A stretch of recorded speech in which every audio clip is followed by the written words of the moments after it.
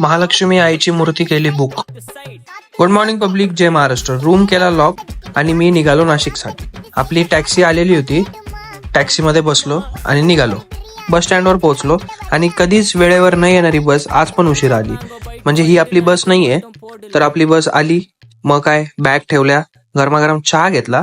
प्रवासाला सुरुवात झाली, पण बाहेरचं काही दिसत नव्हतं, म्हणून कानामध्ये हेडफोन घातले आणि मस्त झोपून घेतले. बस थांबली दौलत रिफ्रेशमेंटला. मग आपण गरमागरम चहा घेतला आणि चहा घेऊन आपला परत प्रवास सुरू झाला आणि फायनली आपण पोहोचलो. बोला छत्रपती शिवाजी महाराज की जय.